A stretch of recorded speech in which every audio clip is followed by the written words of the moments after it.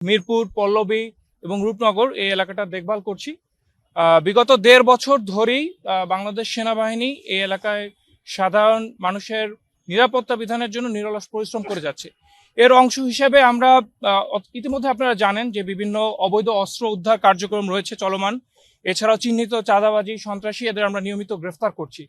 অগণিত অপারেশন আমরা পরিচালনা করছি এবং আমাদের পাশাপাশি আমাদের অন্যান্য আইন শৃঙ্খলা রক্ষাকারী বাহিনী, বাংলাদেশ পুলিশ, র্যাব, বিজিবি এরাও আমাদের সাথে সার্বক্ষণিক দায়িত্ব পালন করছে। আগামী 12 ফেব্রুয়ারি ত্রয়োদশ জাতীয় সংসদ নির্বাচন আপনারা জানেন। সো এই নির্বাচনটাকে একটি অবাধ, সুষ্ঠু, নিরপেক্ষ নির্বাচনে রূপ দেওয়ার জন্য সকল আইন শৃঙ্খলা বাহিনী তাদের কাজ করে যাচ্ছে এবং আমরা দিন রাত নিরলস পরিশ্রম করে যাচ্ছি সাধারণ মানুষের ভিতরে যে তার নাগরিক অধিকার, ভোটাধিকার এটা যাতে তারা প্রয়োগ করতে পারে তার সম্পূর্ণ ব্যবস্থা করার জন্য। ইতিমধ্যে আমরা আমাদের বিভিন্ন টহল কার্যক্রম জোরদার করেছি এবং আমরা যৌথ বাহিনীর টহল পরিচালনা হচ্ছে। এর বাইরেও বিভিন্ন নোডাল পয়েন্টের নিরাপত্তা জোরদার এবং ভোট কেন্দ্র এবং তার আশেপাশের স্থানগুলোতে আমরা নিয়মিত যাচ্ছি, আমাদের পর্যালোচনা জারি রেখেছি।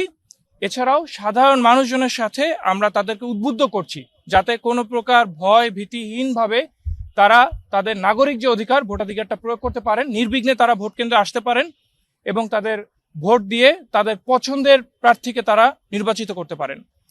আমি আপনাদের সকলকে আশ্বস্ত করতে চাই, মিরপুর এরিয়া অর্থাৎ মিরপুর, পল্লবী, রূপনগর বা ঢাকা 16 এই আসনের জন্য বাংলাদেশ সেনাবাহিনী সার্বক্ষণিকভাবে নিয়োজিত থাকবে এবং আমাদের সাথে অন্যান্য বাহিনীগুলো তাদের দায়িত্ব পালন করবে। নির্বিঘ্নে নিরাপদে আপনারা আপনাদের ভোটাধিকার প্রয়োগ করবেন এবং আমরা এর মাধ্যমেই আমাদের নির্বাচনটিকে একটি শান্তিপূর্ণ ও সুষ্ঠুভাবে শেষ করবো ইনশাআল্লাহ।